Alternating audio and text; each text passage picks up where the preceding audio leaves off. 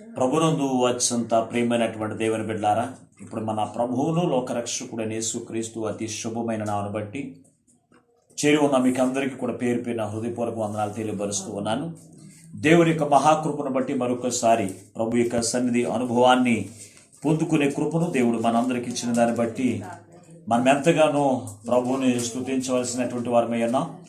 ఎందుకంటే ఈ రోజున ఎంతో భయంకరమైన దినాల్లో ఉన్న మన యొక్క జీవితాల్లో దేవుని యొక్క మందిరము తెరవబడాలన్నా కానీ ఎంతో ఆటంకాలు, ఇబ్బందులు గల కాలం ఏంటంటే ప్రపంచ దేశమంతా కూడా కరోనా వైరస్ చేత ఎంతో భయాందోళన చేత నింపబడి మనుషులందరూ కూడా ఒక చోట కలిసి కూర్చోవాలంటే భయముతోనూ, ఒక గృహాన్ని నుంచి ఇంకో గృహాన్ని వద్దకు వెళ్ళాలన్నా కూడా భయంతో నింపబడిన ఈ లోకంలో మనం జీవిస్తూ ఉన్నాము. కనుక ఈ లైవ్ ద్వారా అయినా సరే దేవుని యొక్క మాటలు వినడానికి దేవుడు మనకిచ్చిన కృపను బట్టి మనం ఎంతగానో సంతోషించవలసినటువంటి వారమైనా. ఏదేమైనప్పటికీ కూడా ఈ రోజున దేవుని యొక్క వాక్య ధ్యాన నిమిత్తము పరిశుద్ధ గ్రంథము నుంచి ఒక మాటని ఈ రోజున మీకు జ్ఞాపకం చేయడానికి నేను ఇష్టపడుతూ ఉన్నాను. పరిశుద్ధ గ్రంథము నుంచి దేవుని యొక్క వాక్య ధ్యాన నిమిత్తము 133వ కీర్తన చదువుకుందాం. 133వ కీర్తన. సహోదరులు ఐక్యత కలిగి నివసించుట ఎంత మేలు, ఎంత మనోహరము. అది తల మీద పూయబడి అహరోను గడ్డమ మీదుగా కారి అతని అంగీర అంచు వరకు దిగజారిన పరిమళ తైలము వలెను ఉండెను. సియోను కొండల మీద నుండి దిగువచ్చు హెర్మోను మంచు వలె ఉండును. ఆశీర్వాదమును శాశ్వత జీవమును అచ్చట ఉండవలెనని యెహోవా సెలవిచ్చుచు ఉన్నాడు. చిన్న ప్రార్థన చేసుకుని వాక్యాన్ని నేర్చుకుందాం. మహాపరిశుద్ధుడవును ప్రేమ స్వరూపైన మా ప్రియ పరలోకపు తండ్రి, మీ పరిశుద్ధమైన ఘనమైన నామమును బట్టి మీకు వందనాలు, స్తోత్రాలు. అయ్యా, ఈ సమయంలో నీ కొద్ది మాటలు ధ్యానం చేస్తూ ఉండగా ఇదిగో నీ దాసుని సిలువ చోటును మరుగుపరిచి నీ దాసుని నోట నీ మాట ఉంచి అయ్యా నీ ఆత్మచేతనైనా నీవే అందరితో మాట్లాడి మమ్మల్ని బలపరచమని మా ప్రభువును రక్షకుడును విమోచకుడు అయి ఉన్న యేసు సర్వాధికారి అయిన నాడు ప్రార్థించి వేడుకొనుచున్నాము పరమ తండ్రి, ఆమేన్. ప్రభునందు అత్యంత ప్రియమైనటువంటి దేవుని బిడ్డారా, ఈ రోజున దేవుని యొక్క వాక్య అంశము ఏమై ఉన్నదంటే, సహోదరులు ఐక్యత కలిగి నివసిస్తే ఎంత మేలు, ఎంత మనోహరము. అంతేకాదు, ఎక్కడైతే ఐక్యత కలిగి నివసిస్తారో, ఎక్కడైతే ఐక్యత కలిగి జీవిస్తారో వారి మధ్యలో ఆశీర్వాదమును శాశ్వత జీవము ఉంటుందట దేవుని బిడ్డారా. అయితే ఈ రోజున మనందరి యొక్క జీవితాల్లో ప్రతి ఒక్కరి జీవితంలో కూడా ఆశీర్వాదము కావాలి, ప్రతి ఒక్కరి జీవితంలో కూడా శాశ్వత జీవము కావాలని ప్రతి ఒక్కరు కూడా ఎదురు చూసేటువంటి వారే. ఎందుకంటే ఈ లోకంలో మనం జీవిస్తూ ఉన్నామంటే దేవుని యొక్క ఆశీర్వాదము చేత మనము జీవించగలుగుతాం. అంతేకాదు, ఈ లోక జీవితం అనంతరము కూడా మనకు కావలసింది శాశ్వత జీవము అనగా పరలోక రాజ్యము. ఈ రెండూ కూడా ప్రతి మానవుని యొక్క జీవితంలో కావాలని ఎదురు చూసేటువంటి వారే. కనుక దేవుని బిడ్డారా, ఆశీర్వాదము కావాలి అన్నా, శాశ్వత జీవము కావాలి అన్నా, మన జీవితములో మనం ఉండవలసినటువంటి జీవితము ఎలాగుండాలో ఈ పరిశుద్ధ గ్రంథములో తేటగా వ్రాయించాడు దేవుని బిడ్డారా. ఎలాగుండాలంట అంటే సహోదరులు ఐక్యత కలిగి నివసించాలి. సహోదరులు అనగా అన్నదమ్ములైన వారు, అక్క చెల్లుళ్ళైన వారు, అలాగే అన్నా చెల్లులైన వారు, అలాగే యేసుక్రీస్తు యొక్క రక్తము చేత కడగబడిన ప్రతి బిడ్డలు కూడా సహోదరులై ఉన్నారు. వీరందరూ కూడా ఎలాగూ జీవించాలంట అంటే ఐక్యత కలిగి జీవించాలంట దేవుని బిడ్డారా. ఈ రోజున లోకంలో మనం చూస్తూ ఉంటే ఒక తల్లి తండ్రుల యొక్క కడుపును పుట్టినటువంటి బిడ్డలైన వారి యొక్క జీవితంలో ఐక్యత ఉండట్లేదు, వారి జీవితంలో ప్రేమ ఉండట్లేదు. ఒక బిడ్డలు ఆశీర్వదించబడుతూ ఉంటే, ఒక సహోదరుడు ఆశీర్వదించబడుతుంటే సహోదరి వారమలేనటువంటి పరిస్థితి, లేకపోతే ఒక సహోదరి ఆశీర్వదించబడుతూ ఉంటే ఒక సహోదరి ఆనందించలేటువంటి జీవితంలో ఈ రోజున జీవించగలుగుతూ ఉన్నాం. అన్నదమ్ములైన వారికి పడట్లేదు, అక్క చెల్లులైన వారికి కూడా పడట్లేదు. గల కారణం ఏమిటి తెలుసా అంటే వారిలో ఐక్యత లోపం ఉంది దేవుని బిడ్డారా. అందుకే మానవుని యొక్క జీవితంలో మేలును పొందుకోలేకపోతూ ఉన్నారు. అంతేకాదు మనోహరమైన జీవితమును, చూడడానికి ఆనందకరమైన జీవితమును, చూడడానికి అందమైన జీవితమును కూడా పొందుకోలేకపోతూ ఉన్నారు. దానితో కలిసి దేవుని యొక్క ఆశీర్వాదాన్ని కూడా స్వతంత్రించుకోలేకపోతూ ఉన్నారు. దానితో కలిసి నిత్య జీవము, శాశ్వత జీవము కూడా పొందుకోలేనటువంటి వారిగా జీవించగలుగుతూ ఉన్నారు దేవుని బిడ్డారా. గల కారణము వారి యొక్క జీవితంలో ఐక్యత లేకపోవడమే. ఐక్యత లేకపోవడమే వారి జీవితంలో అనేకమైన అనర్థాలకి తీసుకుని వస్తూ ఉంది. అయితే ఈ ఐక్యత ప్రతి ఒక్క క్రైస్తవుడిలో ఉండాలి అంటే, ప్రతి ఒక్క కుటుంబంలో ఐక్యత కలిగి జీవించాలి అంటే మనం ఏం చేయాలి? ఈ రోజును చూస్తుంటే సంఘాల్లో చూసినప్పుడు సంఘ సహోదరులకి ఐక్యత ఉండట్లేదు, సంఘ సహోదరుల్లో ఐక్యత ఉండట్లేదు. అందుకే వారు సహోదర భావం జీవించలేకపోతూ ఉన్నారు. పలానోళ్ళ ఇంటి దగ్గర ప్రార్థన పెడితే మేము రాము, పలానోళ్ళ ఇంటి దగ్గర కూడిక జరుగుతుంటే మేము రాము. అయ్యో ఇదిగో మీరేదో కలిసి ఉండమంటున్నారు కనుక దేవుని యొక్క మందిరంలో కలిసి ఉంటున్నాము, కానీ వారింటికి మేము రాము అనేటువంటి జీవితమును ఈ రోజున జీవిస్తూ ఉన్నారు దేవుని బిడ్డారా. అయితే దేవుడు కోరుకున్నది ఏమిటి అంటే, దేవుని యొక్క ఐక్యత, సహోదర ఐక్యత ఎక్కడ ఉంటుంది అంటే పరిశుద్ధ గ్రంథములో తేటగా రాశాడు. చూడండి ఒక్కసారి పరిశుద్ధ గ్రంథము నుంచి ఎఫెసీయులకు రాసినటువంటి పత్రిక 4వ అధ్యాయము 1వ వచనంలో ఎంతో తేటగా రాశాడు. ఈ ఐక్యత ఎలా ఉంటుంది, కుటుంబంలోనే కావచ్చు, సహోదరుల పట్ల కావచ్చు, ఈ ఐక్యత ఎలా లభిస్తుందో, ఎవరి ద్వారా లభిస్తుందో ఇక్కడ తేటగా రాశాడు. ఒకసారి వాక్యం చదవండి ఒకసారి. ఎఫెసీ పత్రిక 4వ అధ్యాయము 1వ వచనం. కాబట్టి మీరు సమాధానమును బంధము చేత ఆత్మ కలిగించు ఐక్యమును కాపాడుకొనుట యందు శ్రద్ధ కలిగిన వారై ప్రేమతో ఒకరిని ఒకడు సహించుచు మీరు పిలువబడిన పిలుపునకు తగినట్లుగా దీర్ఘశాంతముతో కూడిన సంపూర్ణ వినయముతో చాలండి. ఇక్కడ చదవబడిన ఈ యొక్క వాక్య భాగంలో పరిశుద్ధాత్మ చెబుతున్నటువంటి మాట ఏమిటి అంటే, ఐక్యత అనగా కుటుంబంలోనే కావచ్చు, సంఘములోనే కావచ్చు, ఐక్యత కలిగిన జీవితము ఎలాగూ లభిస్తూ ఉంది. దేని ద్వారా లభిస్తూ ఉందంటే ఆత్మ కలిగించు ఐక్యత. అనగా చూడండి, ఇక్కడ చూసినప్పుడు ఒక కుటుంబములో సమాధానము లేదు అంటే, ఒక సహోదరుల మధ్య సమాధానము లేదు, ఐక్యత లేదు, సహోదర భావము లేదంటే గల కారణం ఏమిటి అంటే వారిలో పరిశుద్ధాత్మ లేకపోవడం ద్వారానే వారి యొక్క జీవితంలో ఐక్యతను కాపాడుకోలేకపోతూ ఉన్నారు. అందుకే ఇక్కడ ఆత్మ కలిగించు ఐక్యతను కాపాడుకొనుట యందు శ్రద్ధ కలిగి జీవించండి అంటున్నాడు. ప్రతి విషయంలో శ్రద్ధ కలిగి మనం జీవిస్తూ ఉంటాం.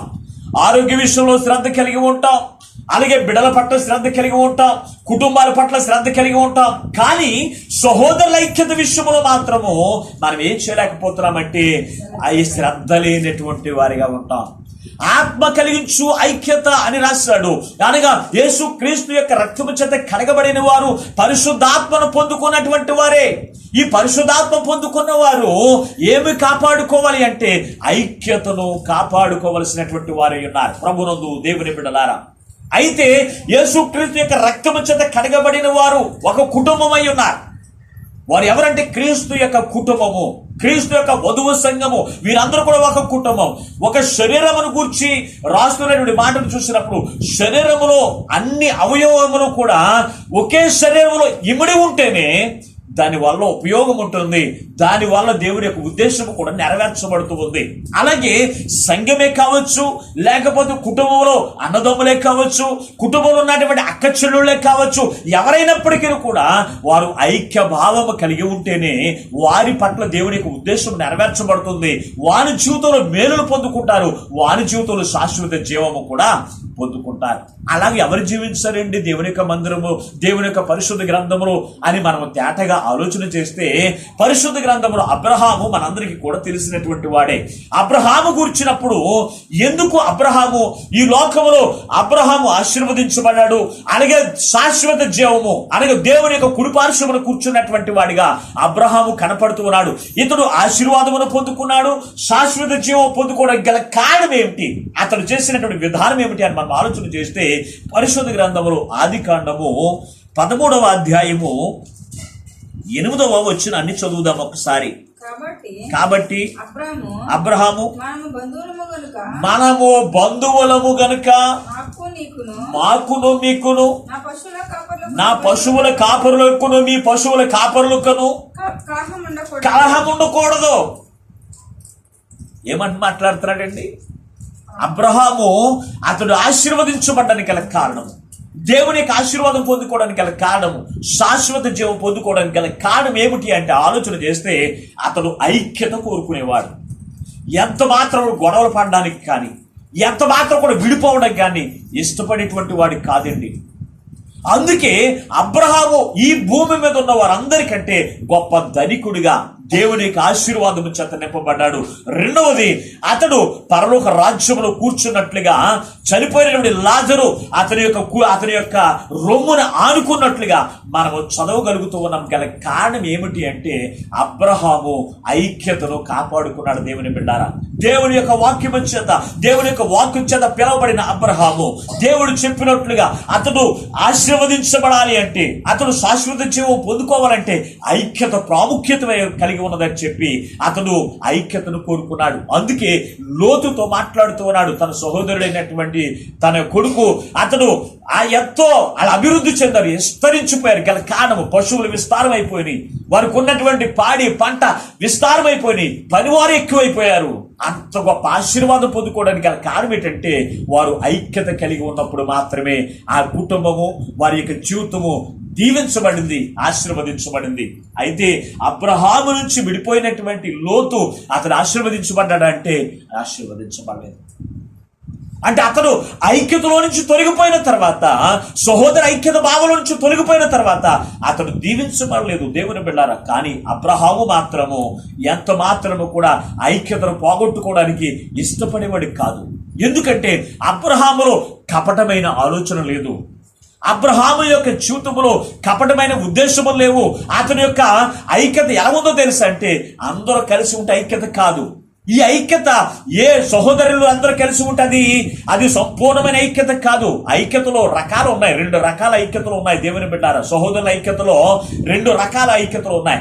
మొట్టమొదటిగా మనం చూసినప్పుడు ఈ 2 రకాల్లో మొట్టమొదటి యొక్క ఐక్యత ఏమై ఉన్నదంటే, ఈ యొక్క పరిశుద్ధ గ్రంథంలో మనం చూసినప్పుడు పేతురు రాసిన మొదటి పత్రిక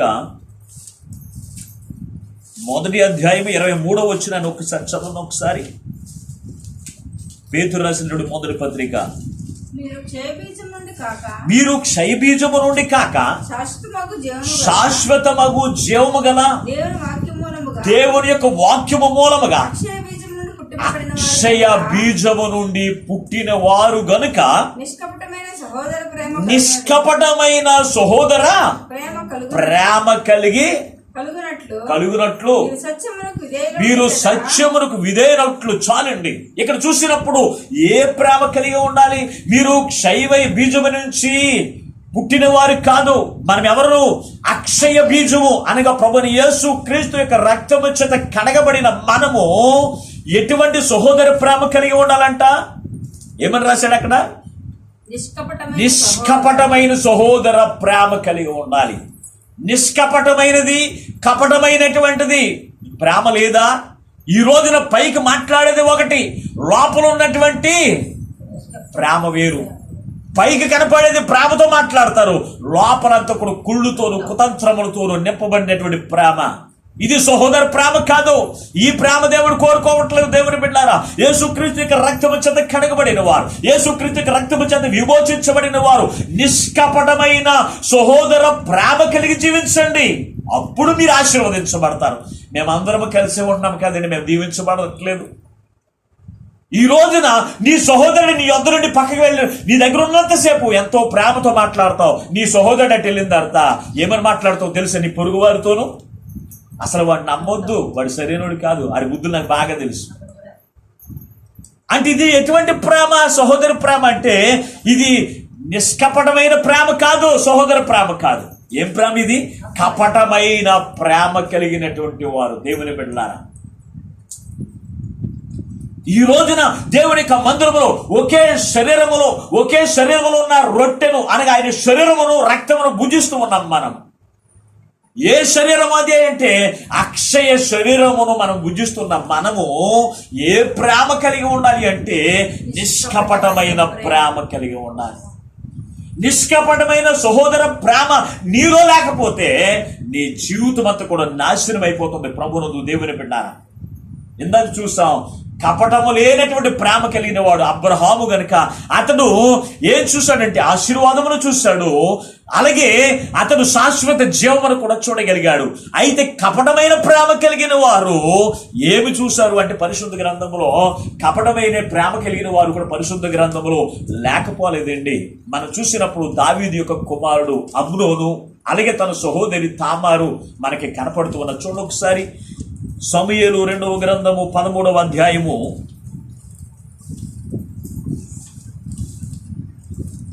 సమూయేలు 2వ గ్రంథము 13వ అధ్యాయము మొదటి వచ్చిన నుండి కొన్ని మాటలు మనం చదువుదాం. తరువాత దావీదు కుమారుడగు అబ్షలోమునకు తామారునకు సహోదరి సుందరవతియగు సహోదరి ఉండగా దావీదు కుమారుడగు అమ్నోను ఆమెను మోహించెను. తామారు కన్య అయినందున ఆమెకి ఏమి చేయవలెను దుర్లభము అని అమ్నోను గ్రహించి చింతాక్రాంతుడై తన చెల్లెలైన తామారును బట్టి చిక్కుపోయేను. అమ్నోనుకు మిత్రుడు ఒకడు ఉండెను, అతని పేరు యెహోనాదాబు. బహు కపటము కలిగిన వాడు. ఇక్కడ చూసినప్పుడు ఇక్కడ కూడా దావీదు ఎటువంటి వాడు తెలుసు అంటే అతని యొక్క ప్రేమలో లోపము లేదు, కపటము లేనటువంటి ప్రేమ కలిగిన వాడు దావీదు. అతనికి కుమారులు ఉన్నారు. అతని కుమారులో ఒకడు అమ్నోను. ఈ అమ్నోను దావీదుకు కుమార్తె కూడా ఉంది, ఆమె పేరు తామారు. ఈమె మిక్కిలి సుందరవతి. ఈ సుందరవతి తన యొక్క అన్నయ్యనటువంటి అమ్నోను యొక్క అందరూ ఎదుటకుండా నా చెల్లెలు అని సహోదర ప్రేమ చూపిస్తూ ఉన్నాడు. కానీ తన హృదయంలో మాత్రము మోహించి తన యొక్క చెల్లెలను పాడు చేయాలని ఉద్దేశము కలిగినటువంటి వాడు, కపటమైన ప్రేమ కలిగిన వాడు. దేవుని బిడ్డ, ఈ రోజున అన్న చెల్లులుగా పైకి అందరికీ కనపడుతూ ఉన్నారు చాలా మంది. కజిన్ బ్రదర్స్, కజిన్ సిస్టర్స్ అందరూ ఎదురుకుండా మా చెల్లులు అంటూ ఉన్నారు. వారు పాపము చేసేటువంటి వారు లేకపోలేదు. మా అన్న అంటూ ఉన్నారు, పాపము చేయకుండా లేకపోలేదు. చాలా మంది ఉన్నారు అటువంటి వారు. పైకైతే వారి యొక్క ప్రేమ, సహోదర ప్రేమ కనపడుతూ ఉంది, కానీ లోపల మాత్రం అమ్నోను యొక్క కపటమైన ప్రేమ కలిగినటువంటి వారు ఈ రోజున లోకంలో కూడా అనేక మంది ఉన్నారు. పైకి చూపించేటువంటి ఆ యొక్క బంధుత్వం వేరు, లోపల చూపించేటువంటి ప్రేమ వేరు. దేవుని బిడ్డలారా, ఇక్కడ చూసినప్పుడు అమ్నోను కపటమైన ప్రేమ కలిగి అతడు జీవించేటువంటి వాడిగా ఉన్నాడు. తన చెల్లులైనటువంటి తామారును ప్రేమించాడంట, ఆమెను బట్టి చిక్కుపోయాడంట. చూడండి, చిక్కుపోయి మంచం పట్టినప్పుడు దావీదు సహోదరుడైనటువంటి తన సహోదరుడికి ఉన్నటువంటి కుమారుడు, అతని పేరు ఏమిటంట? దావీదు సహోదరుడి యొక్క కుమారుడు యెహోనాదాబు. ఇతడు కూడా మిగుల కపటము కలిగినటువంటి వాడే. చూడండి ఎవరు జోడవుతున్నారు చూడండి. ఒక కపటము కలిగినటువంటి వాడికి ఇంకో కపటము కలిగిన వాడు జోడయ్యాడు. అయితే అతను పాపము చేయడానికి బాగా అనుకూలం కుదిరింది. ఏమని సలహా ఇచ్చాడు తెలిసి అతడు? అయ్యో నువ్వు ఎందుకు చిక్కుపోయావో అని అడిగినప్పుడు, పలానా అమ్నోను నా సహోదరి అయినటువంటి నా చెల్లిని నేను ప్రేమిస్తాను అన్నప్పుడు, అయితే నీ కోరిక నెరవేరబడాలంటే నువ్వు చేయవలసిన పని ఏంటో తెలుసా అంటే, నువ్వు మంచం పట్టినట్లుగా నేను వెళ్ళి దావీదు మహారాజుకి చెప్తాను. అది దావీదు మహారాజు చెప్పినప్పుడు మీ చెల్లెల్ని వంట చేసి తీసుకురమ్మని చెప్పు అని చెప్పి అడిగినప్పుడు, అలాగే దావీదు గారి దగ్గరికి వెళ్ళి చెప్పాడంట, నీ కుమారుడైనటువంటి అమ్నోను మంచం పట్టి చిక్కుపోయి ఉన్నాడు, అన్నప్పుడు వెంటనే ఈ దావీదు గబగబా వచ్చాడంట అమ్నోను దగ్గరికి. ఓ నా కుమారుడా, ఎందుకు నువ్వు చిక్కుపోతున్నావు, ఎందుకు బలహీనమైపోయా అన్నప్పుడు మాట్లాడట్లేదంట. అతడు వెళ్ళిపోతూ ఉన్నప్పుడు ఒక మాట అన్నాడంట, ఇదిగో నా చెల్లి తామారుని మంచి వంటకం చేసుకుని నా దగ్గరికి తీసుకుంటురా అన్నాడు. అన్నప్పుడు వెళ్ళి అలాగే చెప్పాడు, నా అన్నకి ప్రేమతో విందు చేయాలని ఆమె ఏం చేసింది తెలుసా, మంచి వంటకం చేసుకుని తన సహోదరుని అన్న దగ్గర తీసుకుని వెళ్ళిందంట. భోజనం తిన్నాడు, తిని ఆమెను చెరిపి వేశాడు. దేవుని బిడ్డారా, ఆమెతో పాపం చేశాడు. తన జీవితం అంతా కూడా నాశనం అయిపోయింది. నాశనం అయిపోతాం అన్నప్పుడు ఆమె అడుగుతూ ఉంది, నా జీవితం నాశనం చేసావు, నన్ను పెళ్లి చేసుకున్నప్పుడు ఆమెను బయటికి గెంటేశాడంట. దేవుని బిడ్డ, మరి చూడండి, ఇది ఎటువంటి ప్రేమ? ఇది సహోదర ప్రేమేనా? ఇది సహోదర ప్రేమ, కపటము కలిగినటువంటి సహోదర ప్రేమ. ఈ రోజున అనేక మంది రక్షాబంధనలు కట్టుకుంటూ ఉన్నారు, రాఖీలు కట్టుకుని మా అన్నయ్య మా చెల్లులు. ఇది నిజమైన పైకి చూపించేటువంటి ప్రేమ కాదు. నువ్వు పైకి చూపించే ప్రేమ నీ లోపల కూడా ఉండాలి. అంతేకాని పైకేమో ఒక ప్రేమ చూపించడం, లోపల ఒక కపటమైన ప్రేమతో పెట్టుకుని జీవితం జీవించి నాకు ఆశీర్వాదం కావాలని ఆయన అంటే ఎక్కడి నుంచి వస్తుంది? దేవుడు ఎక్కడి నుంచి ఇస్తాడు నీకు? శాశ్వత జీవం, పరలోక రాజ్యము కావాలంటే ఎక్కడి నుంచి దేవుడు ఇస్తాడు నీకు? దేవుడు యొక్క వాగ్దానం ప్రతిది కూడా నెరవేరకుండా ఏది కూడా ఉండదు ప్రభునందు. దేవుని బిడ్డారా, ఇక్కడ చూసినప్పుడు ఈమె ఎంతో కపటము లేనటువంటి ప్రేమతో ఆమె జీవించింది. కానీ తన సహోదరుడు మాత్రం కపటమైన ప్రేమతో ఆమె జీవితమును పాడు చేశాడు. అయితే ఈ కపటమైన ప్రేమ కలిగిన వాడు దేవుడు ఊరికనే విడిచిపెట్టడండి. అతనికి దావీదుకు మరొక కుమారుడు ఉన్నాడు, అతని పేరు అబ్షలోము. అతనికి కూడా చెల్లెలే కదా ఈమె. ఇదిగో నా చెల్లుల్ని ఫలానోడు పాడు చేశాడు కనుక ఆడంతు తేలుద్దామని చెప్పి పైకి కోపంగా నడిపించడం లేదు. తన సహోదరుడు ఎలాగైతే కపటమైన ప్రేమ కలిగి జీవించాడో అదే కపటమైన ప్రేమ ఇతను కూడా పొందుకున్నాడు. చూడండి ఎలా జోడవుతున్నారు. చూడండి, మనమే కపటమైన ప్రేమతో మనం జీవించినప్పుడు మన బిడ్డలు కూడా అదే విధంగా కపటమైన ప్రేమతో జీవిస్తారండి. ప్రియమైనటువంటి వధువు సంగమా, అబ్షలోము ఏమని అతనితో ప్రేమతో పైకి ప్రేమ చూపించడం ప్రారంభించాడు, లోపల కోపం అలాగే ఉండిపోయింది. 2 సంవత్సరములు ఆ గొడవ, ఆ బాధ మాసిపోయినట్లుగా చేశాడంట. 2 సంవత్సరాలు అయిపోయిన తర్వాత గొర్రెలను బొచ్చు కత్తిరించుకునే పండగ చేసుకునేవారు ఆనాటి కాలంలో. తన తండ్రి దావీదు దగ్గరికి వెళ్ళి మాట్లాడుతూ ఉన్నాడు, తండ్రి ఇదిగో నేను గొర్రెలు బొచ్చు కత్తిరించుకునే పండగ నేను చేసుకుంటున్నాను, ఇదిగో నీకు కుమారులు అందరినీ నా దగ్గరికి విందుకు పంపించు అని అడిగినప్పుడు తండ్రిలు చెప్పాడు, నేనైతే రాలేకపోతున్నాను, కుమారులు పంపిస్తున్నానని చెప్పి అబ్షలోము దగ్గరికి ఎవరు పంపించాడు? అమ్నోను కూడా పంపించాడు, రాజకుమారులు అందరినీ. మరి అప్పుడు ఆ సమయము కొరకు కనిపెడుతున్నాడు ఎవరు? అబ్షలోము. కనిపెట్టి వచ్చిన రాజు కుమారులందరినీ అమ్నోనుతో సహా అందరినీ కూడా వధ చేశాడు. దేవుని బిడ్డలను పీకిలు నరికేశాడు. కపటమైన ప్రేమతో ఎవరైతే జీవిస్తారో వారి యొక్క జీవితంలో ఆశీర్వాదము కాకగా ఏం చేస్తారో తెలిసి శాపాన్ని పొందుకుంటారు ప్రభునందు. దేవుని బిడ్డారా, అమ్నోను జీవితం ఏమైపోయింది? కపటమైన ప్రేమతో ఉన్నటువంటి వారు ఏమైపోయాడో తెలుసు అంటే నశించిపోయాడు. అతన్ని బట్టి కూడా కపటమైన ప్రేమ కలిగినటువంటి వాడు అబ్షలోము కూడా, అతను కూడా ఏమైపోయాడు తెలుసా? మిక్కిలి సౌందర్యము కలిగినటువంటి వాడు, అతను కూడా చనిపోయాడు. చూడండి, ఈ రోజున ఎవరో కపటమైన ప్రేమతో జీవిస్తున్నారు, సహోదర ప్రేమతో జీవిస్తున్నారని చెప్పి అదే కపటమైన ప్రేమ నువ్వు కూడా ధరించుకుంటే నీ జీవితం కూడా అమ్నోను వలె నశించిపోతుంది. కనుక దేవుని బిడ్డారా, అబ్రహాం అయితే ఇటువంటి కపటమైన ప్రేమ చూపించలేదు తన సహోదరుడి పట్ల. పవిత్రమైన ప్రేమతో, కపటము లేనటువంటి ప్రేమతో, నిష్కపటమైన ప్రేమతో, సహోదర ప్రేమతో అతను జీవించాడు గనుక ఆశీర్వాదాన్ని చూడగలిగాడు, శాశ్వత జీవాన్ని అబ్రహాం చూడగలిగాడు. మరి అదే ప్రేమ వీరిలో ఎందుకు లేదు అంటే కపటమైన ప్రేమతో వారు జీవించారు గనుక వారి జీవితంలో ఆశీర్వాదానికి బదులు శాపాన్ని పొందుకున్నారు, నాశనం తెలుసుకున్నారు. దేవుని బిడ్డ, అయితే దేవుని యొక్క ఉద్దేశం అది కాదు.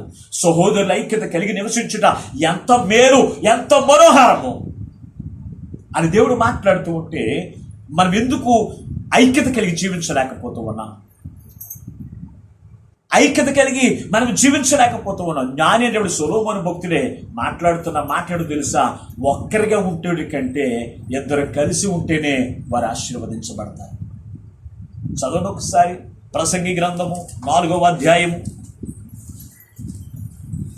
ప్రసంగి గ్రంథము 4వ అధ్యాయము 9వ వచనాన్ని ఒకసారి చదవండి. ఇద్దరు కష్టముల చేత ఉభయులకు మంచి ఫలము కలుగును కనుక ఒంటిగాడై ఉండుట కంటే ఇద్దరు కూడి ఉండుట మేలు. చూడండి ఏమని రాశాడండి, ఇద్దరు కష్టపడి పనిచేస్తేనంట వారి మేలును పొందుకుంటారు. ఒంటిగాడిగా ఉండడానికి వీల్లేదు. పర్వాలేదు, నేను అక్కడనే ప్రార్థన చేసుకోగలను, నేను ఒక్కడనే ఉండగలను అనుకోవడం ద్వారా ఉపయోగమే లేదు. దానివల్ల మనోహరమైన జీవితం చూడలేరు. ఒక వివాహములో ఒక కుటుంబంలో సహోదరులు వారికి ఉన్నటువంటి భర్తలే కావచ్చు, భార్యలే కావచ్చు, బిడ్డలే కాదు, వారందరూ కుటుంబ సమేతంగా వివాహంలోకి వచ్చారనుకోండి, ఎంత అందంగా కనపడుతుందండి ఆ వివాహం. కనపడుతుందా లేదా? అంతేకాదు ఐక్యత కలిగి ఉంటేనంట ఎంతో బలమంట. దేవుని బిడ్డారా, ఒక కర్రను తీసుకుని మనం ఎరవగలుగుతాము, కానీ 10 కర్రలు కట్టకట్టేసి మన చేతికిచ్చారనుకో ఎరవబడుతుంది అది. అంటే కలిసి ఉంటే బలం ఎక్కువ అవుతుంది. కలిసి ఉంటే శత్రువు కూడా మన దగ్గరికి రాడు. సహోదరుల ఐక్యత కలిగి మనం జీవిస్తే, సహోదరుల ఐక్యత కలిగి మనం నివసిస్తే మన జీవితంలో మేలు పొందుకోవడమే కాదు, మనము దేవుని యొక్క బలాన్ని కూడా మనం పొందుకోగలుగుతాం. శత్రువు జయించే శక్తిని మనము పొందుకునే వారిగా ఉండాలంటే సహోదరులు ఎలా ఉండాలో తెలుసా? ఒక్కరిగా ఉండడానికి వీలు పడకూడదండి. ఐక్యత కలిగి నివసించడానికి మనం ఏం చేయాలో తెలుసా? శ్రద్ధ కలిగి, ఓర్పు కలిగి, నిరీక్షణ గలవారే మనం ఏం చేయాలో తెలుసా? ఐక్యతను కాపాడుకుంటూ ముందుకు కొనసాగాలి. అందుకే ఈ యొక్క అపోస్తలుడైన పౌలు అంటాడు హెబ్రీ పత్రికలో 13వ అధ్యాయము 1వ వచనంలో మాట్లాడుతూ ఉంటాడు, సహోదర ప్రేమను నిలువరముగా ఉండనియండి అన్నాడు. ఏమన్నాడు? సహోదర ప్రేమను నిలువరముగా ఉండనివ్వండి. అది అడ్డతడ్డాలుగా తిరగడానికి వీల్లేదు. సహోదర ప్రేమ ఈ రోజున ఒకే రకంగా ఉంటుందంటారా? అన్నదమ్ముల మధ్యలో ఒక రోజును సంతోషిస్తూ ఉంటారు, రెండో రోజున గొడవలాడుతూ ఉంటారు. ఒక రోజుని ఒకే ప్లేట్లో అన్నం తింటారు, రెండో రోజున ప్లేట్లు ఇసిరేస్తూ ఉన్నారు. అంటే ఈ ప్రేమ ఎలా ఉండట్లేదు? నిలువరముగా ఉండట్లేదు. ఒకే మార్గంలో యేసుక్రీస్తు యొక్క ప్రేమ ఒకే మార్గంలో ఉండట్లేదు. కారణం ఏంటి తెలుసా? అంటే వారిలో సహోదర ప్రేమ లేకుండా చేసేది అపవాది. దేవుని బిడ్డలు, అపవాది కుటుంబాలు వెడగొట్టేది, అపవాది కుటుంబాలు చెల్లాచెదురు చేసేది, అపవాది సహోదర ప్రేమ లేకుండా చేసేది. కనుక దేవుని బిడ్డలారా, మీరు ఒక్కసారి ఆలోచన చేయండి. సహోదర ప్రేమ నిలువరముగా ఉండనివ్వండి అని దేవుడు కోరుకుంటూ ఉంటే మరి ఎందుకు మనం ఉండలేకపోతూ ఉన్నాం? ఆలోచన చేయండి ప్రియమైనటువంటి దేవుని బిడ్డలారా. ఈ సహోదర ప్రేమను గురించి 2 ఉదాహరణలు కూడా మన దగ్గరే పెట్టాడు దేవుడు. సహోదరులు ఐక్యత కలిగి నివసించుట ఎంత మేలు, ఎంత మనోహరం అని చెప్పి అదంట దేనితో పోల్చాడు అని మనం ఆలోచన చేస్తే, అది తల మీద పూయబడి అహరోను గడ్డం మీదుగా కారుచు అంగీల మట్టుకు తడుచుచున్న పరిమళ తైలము వలె ఉన్నదంట. రెండవది చూసినప్పుడు రెండవది దేనితో పోల్చాడు తెలుసంటే, అది సియోను పర్వతము నుండి కారుచు ఉన్న హెర్మోను మంచు వలె ఉన్నది అని రాశాడు. సహోదరి ప్రేమను రెండిట్లతో దేవుడు పోల్చాడు. దావీదు భక్తుడు రెండిట్లతో పోల్చాడు. ఒకటి అహరోను తల మీద పూయబడిన అభిషేక తైలమును గూర్చి మాట్లాడుతూ ఉన్నాడు. దేవుని బిడ్డారా,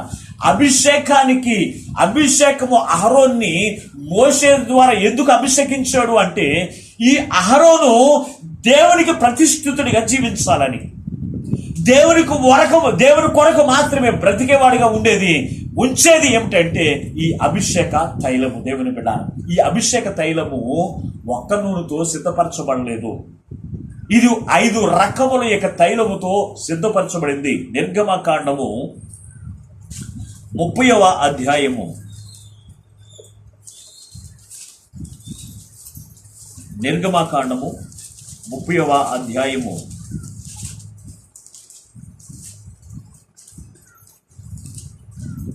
23వ వచనం నుండి మనం చూసినప్పుడు ఇక్కడ మనకి కనపడుతూ ఉంది అచ్చమైన పరిశుద్ధ స్థానమైన సంబంధమైన తులము చొప్పున అచ్చమైన గోపరసమును 500 తులములను సుగంధము గల లవంగ పట్ట సగము అనగా 250 తులముల ఎత్తును, నిమ్మగడ్డి నూనె 200 తులములు, అలాగనే లవంగి పట్ట, ఒలివ నూనె. చూడండి ఇక్కడ ఎన్నో రకాలు రాశాడు అంటే 5 రకముల యొక్క తైలాలు ఇక్కడ చూపిస్తామన్నా. 5 రకముల తైలములన్నీ కలిసి అభిషేకానికి ఉపయోగపడేటువంటి తైలముగా సిద్ధపరచబడింది దేవుని బిడ్డారా. ఈ 5 రకముల యొక్క కలయిక దేవుని కొరకు ప్రతిష్ఠించేటువంటి అభిషేక తైలముగా ఈ తైలము ఉపయోగపడింది. అందుకే సహోదరులు ఐక్యత కలిగి నివసిస్తేనంట వారు దేవునికి ప్రతిష్ఠితులు. ఒకటి మనం చూసినప్పుడు దేవుని యొక్క ఆయన యొక్క అక్షయ బీజము చేత విమోచించబడిన మనము, అక్షయ బీజము చేత పుట్టబడిన మనము దేవుని యొక్క ఆత్మ చేత మనం నింపబడ్డాం, అనగా దేవుని యొక్క అభిషేకము చేత నింపబడ్డాం. ఈ సహోదరులు దేవుని యొక్క అభిషేకము చేత నింపబడిన సహోదరులందరూ కలిసి ఐక్యత కలిగి నివసిస్తేనంట వీరు అభిషేకించబడిన వారందరూ కూడా దేవునికి ప్రతిష్ఠితులు. అంటే దేవుని కొరకు మాత్రమే జీవించే వారికి ఉండాలి. అయితే వారు దేవుని కొరకు జీవించే వారికి ఉండాలి అంటే వీరందరూ కూడా ఐక్యత కలిగి జీవించాలి. ఐక్యత కలిగి జీవిస్తేనంట అనేకులను దేవుని కొరకు ప్రతిష్ఠితులుగా చేసి అంతస్తులను నడిపిస్తారంట. చూడండి, ఈ రోజున ఒక క్రైస్తవురాలను చూసి, ఒక క్రైస్తవ సహోదరులను చూసి చాలా మంది పలానా కుమార్తె దేవుని మందిరానికి వెళ్తుంది కానీ అబద్ధాలు ఆడుతూ ఉంది, పలానా కుమార్తె దేవునికి సన్నిధికి వెళ్తుంది కానీ పాపం విడిచిపెట్టట్లేదు, పలానా కుమారుడు దేవునికి సన్నిధికి వెళ్తున్నాడు కానీ త్రాగుడు మానట్లేదు, పలానా కుమార్తె దేవునికి సన్నిధికి వెళ్తుంది కానీ వ్యభిచారం మానట్లేదు, దొంగతనం మానట్లేదు. అంటే నీ యొక్క అభిషేకము అనేకులను దేవునికి ప్రతిష్ఠితులుగా చేయవలసిందే, దేవునిలోనికి రానివ్వకుండా చేస్తుంది. చూడండి, అసలు నీకు ఉన్న అభిషేకం యొక్క విలువ మొట్టమొదటి మనం తెలుసుకోవాలి. విలువ తెలుసుకున్న నీవు సహోదర ప్రేమ కలిగి జీవించడానికి నువ్వు సిద్ధపడుతూ ఉండాలి. అనేకులను దేవుని కొరకు సిద్ధపరిచేవారిగా, అనేకులను దేవుని యొక్కకు నడిపించేటువంటి వారిగా మనం ఉండాలి తప్ప మన ఐక్యత అనేకులను దేవుని యొద్ద నుండి తొలగించే విధముగా ఉండడానికి వీలు లేదు. అందుకే అహరోను తల మీద పూయబడిన యొక్క అభిషేకపు యొక్క తైలము అతని గడ్డం మీద నుండి కారుచు అంగిల అంచు వరకు తడుచుచున్నటువంటి పరిమళ తైలము వలె ఉండును అని రాశాడు. దేవుని బిడ్డారా, అభిషేకము యొక్క తైలం యొక్క విలువ అటువంటిది. ఏదో తైలాభిషేక పండగకి నేను వెళ్ళాను, తైలము చేత నేను అభిషేకించబడ్డాను అనుకోవడం కాదు. అభిషేకించబడిన నీవు దేవుని కొరకు జీవిస్తూ ఉన్నావా, లేకపోతే నీ కొరకు నీవే జీవిస్తూ ఉన్నావా? ఎప్పుడన్నా ప్రశ్నిస్తున్నారు ఈ మాట? ఎప్పుడన్నా ఆలోచించారా ప్రభునందు దేవుని బిడ్డారా? అందుకే అహరోను తల మీద పూయబడిన అతని గడ్డం మీద నుండి కాల్చు అంగీల వరకు తడుచున్న ఆ యొక్క పరిమళ తైలముతో ఈ యొక్క అభిషేక ఐక్యతను గూర్చి పోల్చాడు. దేవుని బిడ్డ, ఈ రోజున నీ ఐక్యత ఎలా ఉంది? నిన్ను బట్టి ఎంతమందిని దేవుని యొక్క సన్నిధిలో నడిపించబడుతూ ఉన్నారు? నీ పరిమళ సువాసన బట్టి ఎంతమంది దేవునికి నడిపించబడుతూ ఉన్నారు? ఎంతమంది దేవుని మహిమపరుస్తూ ఉన్నారు? ఏ రోజు నన్ను ఆలోచన చేశారా? ప్రేమని కూడా దేవుని బిడ్డారా? అందుకే ఇక్కడ రాస్తూ ఉన్నాడు, సహోదరుల ఐక్యత కలిగి నివసించుట ఎంత మేలు, ఎంత మనోహరము. అది అహరోను తల మీద పూయబడి అతను గడ్డ మీద నుండి కారుచు అంగీరం వరకు తడుచున్న పరిమళ తైలం వలె ఉన్నదని మాట్లాడుతూ ఉన్నాడు ప్రభువును దేవుని బిడ్డారా. ఎంతవరకు నీవు అభిషేకం యొక్క తైలము పరిమళ సువాసన లోకంలో వెదజల్లుతుందనే సంగతి జ్ఞాపకం చేసుకోవాలి. ఈ పరిమళ సువాసన నీ పరిమళ క్రియలకు సాదృశ్యంగా ఉంది కనుక నీ సువాసన ఎలా ఉంది? మురికి వాసన వస్తుందా నీ పక్కింటి వారికి, నీ ఇరుగు పొరుగు వారికి, లేకపోతే పరిమళ సువాసన వలె ఉందా? పరిశీలించుకోవాల్సినటువంటి వారమైనా. రెండవది దేనితో పోల్చాడు అంటే అది సియోను కొండ మీద ఉన్న హెర్మోను మంచు వలె ఉన్నదే అని రాశాడు. ఇది సియోను కొండ అనగా దానికి మరొక పేరు హెర్మోను కొండ అనే పేరు కూడా పెట్టబడింది. హెర్మోను అనే మాటకు పరిశుద్ధత అని అర్థమిస్తుంది. హెర్మోను అనే మాటకి ఏం అర్థమిస్తుంది? పరిశుద్ధత అనే మాట అర్థమిస్తుంది. దేవుని బిడ్డ, ఈ హెర్మోను కొండ ఆనాటి ఆ యొక్క పాలస్తీనా కాలంలో, పాలస్తీనా దేశంలో అక్కడ ఉన్న పర్వతాలన్నిటికంటే ఎత్తైన పర్వతం ఏమిటంటే హెర్మోను కొండ. ఇది దీని యొక్క ఎత్తు ఎంత అంటే 9,060 అడుగుల ఎత్తు ఉంటుందంటే. ఇది ఎంత అంటే ఎన్ని అడుగులు? 9,060 అడుగుల ఎత్తు ఉంటుందంట. అంటే ఎంత పొడుగు ఉంటుందో చూడండి ఎత్తు. అయితే దీనికి గల ప్రాముఖ్యత ఎందుకు రావాల్సి వచ్చిందంటే, దీనికి 3 శిఖరాలు కలిసి ఉంటాయంట. దీని చుట్టూ 3 శిఖరాలు దానికి కలిసి ఉండడం ద్వారా దీని మీద కూర్చేటువంటి మంచు పరిశుద్ధత కలిగినటువంటి మంచు. ఒక్క మచ్చ కూడా కనపడదంటే, తెల్లగా కనపడుతుందంటే కొండ అంతా, ఈ పర్వతం అంతా కూడా. దాని మీదకి ఎప్పుడైతే ఈ 3 శిఖరాలు కలిసి ఉన్నాయో, ఆ మంచు కురుస్తూ ఉన్నప్పుడు ఈ మంచు దాని మీదే ఉంటుంది, కానీ పక్కకి తొలగిపోవట్లేదు. అదే ఈ పర్వతం నిటారుగా ఉందనుకోండి, మంచు కురిస్తే దీని మీద నిలబడుతుందా? ఉండదు. కురిసిందల్లా కిందకు వచ్చేస్తూ ఉంటుంది. ఈ మంచు దేనికి సాదృశ్యంగా ఉందంటే పరిశుద్ధాత్మకు సాదృశ్యంగా ఉంది. ఎక్కడైతే 2-3 నా నామమును ఏకీభవిస్తారో వారి మధ్యలో నేను ఉంటానన్నాడు. కానీ నేను ఒక్కడనే కూర్చొని ప్రార్థన చేసుకుంటే పరిశుద్ధాత్మ నేను ఉంటానని ఎక్కడ కూడా చెప్పలేదు.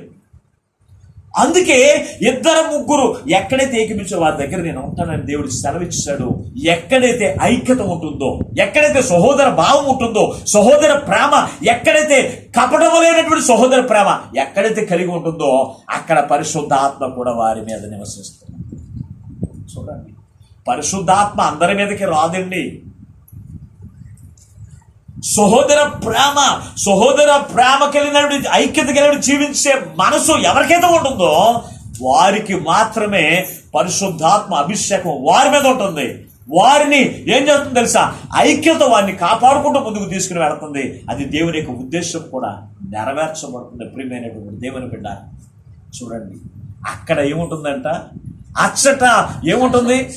శాశ్వత ఆశీర్వాదమును శాశ్వత జీవమును అచ్చట ఉండవలెనని యెహోవా సెలవిస్తున్నాడు. ఎక్కడ ఉండమని చెప్తున్నాడు అనుకుంటున్నారు? ఆశీర్వాదాన్ని దేవుడు ఆల్రెడీ నిర్ణయం చేశాడండి. ఆశీర్వాదం ఎక్కడ ఉండాలో దేవుడికి తెలుసు. శాశ్వత జీవం ఎక్కడ ఉండాలో దేవుడికి తెలుసు. ఎక్కడ ఉండాలని ఆయన యెహోవా సెలవిస్తూ ఉన్నాడు అంటే, ఎక్కడైతే సహోదర ఐక్యత కలిగి ఉంటారో, అన్నదమ్ములే కావచ్చు, అక్క చెల్లెళ్ళే కావచ్చు, లేకపోతే రక్త సంబంధులే కావచ్చు, మనం ఎవరైనప్పటికీ యేసుక్రీస్తు యొక్క రక్తం చేత కడగబడిన వారే కావచ్చు, ఎవరైనప్పటికీ నిష్కపటమైన సహోదర ప్రేమ కలిగి ఎక్కడైతే జీవిస్తారో వారి మధ్యలో ఆశీర్వాదం ఉంటుంది. వారికే ఆయన శాశ్వత జీవాన్ని, పరలోక రాజ్యమును ఆయన ఇస్తాడు. దేవుని బిడ్డలారా, ఈ రోజున పరలోక రాజ్యము, రక్షణ పొందిన వారందరూ కూడా పరలోక రాజ్యంలోకి వెళ్ళిపోతారని చచ్చిపోయిన దగ్గర ఎవరైనా చెప్తూ ఉంటారు. కానీ ఎల్లరెండాలో ఈ లోకంలో నువ్వు దేనితో ఎలా, నీ ప్రవర్తన, నీ క్రియలు, నీ ఆలోచన, నీ తలంపులు, వీటన్నిటిని బట్టి నీకు పరలోక రాజ్యం ఉంటుంది. కానీ రక్షణ పొందినంత మాత్రాన, బాప్తిసం తీసుకున్నంత మాత్రాన నీవు శాశ్వత జీవాన్ని దేవుడు నీకు ఇవ్వడండి. ఇది వాక్యానుసారం. కనుక దేవుని బిడ్డారా, అందుకు ఈ రోజున దేవుడు మనందరితో మాట్లాడుతూ ఉన్నాడు. ఈ రోజున మనందరితో మాట్లాడుతున్నాడు. సహోదరుల ఐక్యత కలిగి నివసించుట ఎంత మేలు. ఇది అబద్ధము కాదండి, మేలు.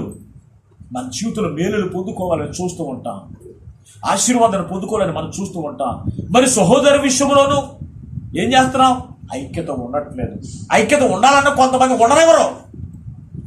ఉండనివ్వరండి. దాన్ని కాపాడుకుంటూ ఉండాలి. సహోదరులైన వారు, అన్నదమ్ములే కావచ్చు, అక్క చెల్లులైన కావచ్చు. ఒకవేళ ఆ ఐక్యతను అపవాది చొరబడి ఆ యొక్క ఐక్యత లేకుండా చేద్దామని, నీ జీవితం ఆశీర్వాదం పొందుకోకుండా చేద్దామని ఐక్యతను పాడు చేస్తూ ఉన్నప్పుడు నీవేం చేయాలో తెలుసా? ఆ ఐక్యతను కాపాడుకోవడానికి నీకు నీవే దీర్ఘశాంతము కలిగిన వాడే, అంటే తగ్గింపు జీవితము కలిగి నీ ఐక్యత నువ్వు కాపాడుకుంటూ నువ్వు ముందుకెళ్ళినప్పుడు నువ్వు మేలు పొందుకుంటూ దానితో కలిసి మనోహరమైన జీవితము, అంటే అందమైన జీవితమును దేవుడు నీకు ఇవ్వబోతున్నాడు. ఐక్యత కాపాడుకున్న వారికి మాత్రమే. అంతేకాదు, దానితో కలిసి ఆశీర్వాదాన్ని దేవుడు ఇస్తున్నాడు. అబ్రహాము అబ్రహాం ఎలాగైతే తన ఐక్యతను కాపాడుకున్నాడో అందును బట్టి ఆశీర్వాదాన్ని అతను పొందుకోలేదా? మరి ఈ రోజున అబ్రహాంకి ఇచ్చిన ఆశీర్వాదము నీవు పొందుకోవాలని ఆయన యేసు ప్రభువారు ఈ రోజున నీతోనూ నాతోను కూడా మాట్లాడుతున్నాడు. కనుక ఎంతవరకు ఐక్యత విషయంలో నీవు జాగ్రత్త లేకుండా నువ్వు జీవించవచ్చు, అశ్రద్ధగా నువ్వు జీవించబడవచ్చు.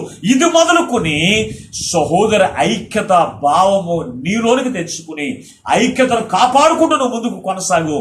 అబ్రహాము యొక్క దీవెన దేవుడు తప్పనిసరిగా నీకు ఇస్తాడు. అంతేకాని ఈ సహోదర ప్రేమ కలిసి ఇదిగో మీరు అందరూ ఏదన్నా అనుకుంటారని మేము అన్నదమ్ములు మేము మాట్లాడుకుంటున్నాం, మీరు అందరూ కూడా ఏదన్నా అనుకుంటారని బాగోదని మా ఓడితో నేను కలిసి ఉన్నాను.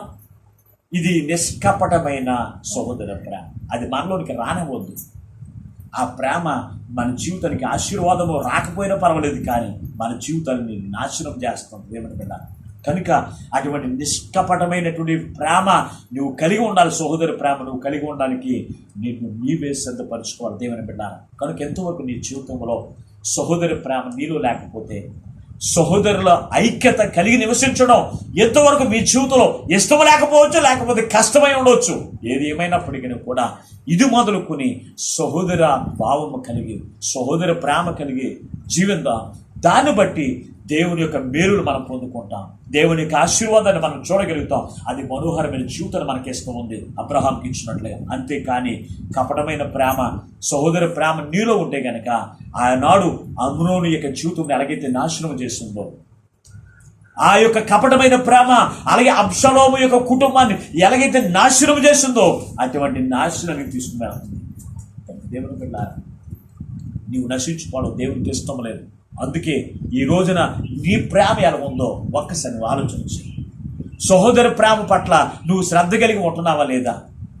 సహోదర ప్రేమ పట్ల నువ్వు ఒకవేళ అశ్రద్ధగా ఉంటే ఈ రోజు నువ్వు తీర్మానం చేసుకో, అయ్యా నీ ఆశీర్వాదం నేను పొందుకోవాలని చూస్తున్నాను, నీ మేలు నేను పొందుకోవాలని చూస్తున్నాను. అంతేకాదయ్యా నా కుటుంబం అంతా కూడా మనోహరంగా అందంగా ఉండాలి నా జీవితం, ఎవరు చూసినా చక్కని కుటుంబం అన్నట్లుగా ఉండాలి నా జీవితం అని నువ్వు కోరుకుంటే కనుక సహోదర ఐక్యత కలిగి నువ్వు నివసించండి. తప్పనిసరిగా వేలుల చేత నింపుతాడు. దానితో కలిసి మనోహరమైన జీవితాన్ని మీకు ప్రసాదిస్తాడు. దానితో కలిసి ఆశీర్వాదకరమైన జీవితమును యహలోకములో నీకు అనుగ్రహిస్తాడు. దానితో కలిసి శాశ్వత జీవము అనగా పరలోక రాజ్యాన్ని కూడా దేవుడు తప్పనిసరిగా అనుగ్రహిస్తాడు. అటువంటి కృప ఈ రోజున ఈ వాక్యం వింటున్న ప్రతి బిడ్డలకు దేవుడు అనుగ్రహింపజేసి ప్రభు యొక్క రాకడకు ఆయుధపరిచి ఆయనే మహిమ పొందును గాక. ఆమేన్. ప్రార్థన చేసుకుందాం. మమ్మలను శాశ్వతమైన ప్రేమతో ప్రేమిస్తూ మా కొరకు ప్రాణం పెట్టిన యేసయ్యా మీకు వందనాలు స్తుతిస్తున్నాను.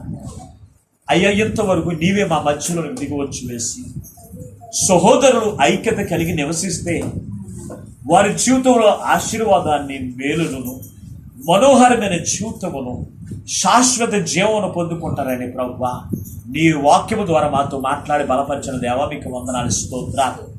అవును తండ్రి, ఇంతవరకు ఏ బిడ్డల జీవితంలో సహోదరుల ఐక్యత లేదో, ఏ బిడ్డల జీవితంలో కపటమైన సహోదర ప్రేమ ఉంటేనాయన యేసు నామమును బట్టి ఆ కపటమైన ప్రేమను తొలగించి వేసి పవిత్రమైన కపటమైన లేనటువంటి ప్రేమను ప్రతి బిడ్డలు కుమ్మరింపజేశాయా.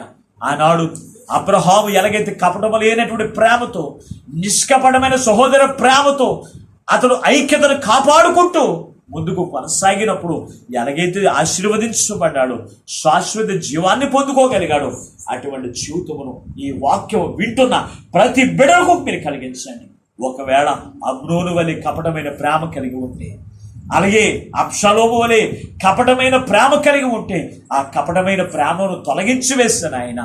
నిష్కపటమైన సహోదర ప్రేమను ప్రతి బిడ్డలకు కలిగించి నీళ్ళున్నటువంటి ఆశీర్వాదమును, నీళ్ళున్నటువంటి శాశ్వత జీవము చేత ప్రతి బిడ్డలు నిత్యము ఆనందింపజేసి మీరు మహిమను పొందమని మా ప్రభువును రక్షకుడును విమోచకుడై ఉన్న యేసు సర్వాధికారి అయిన నామమున ప్రార్థించి వేడుకొనుచున్నాము పరమ తండ్రి. ఆమేన్. అందరికీ వందనాలు.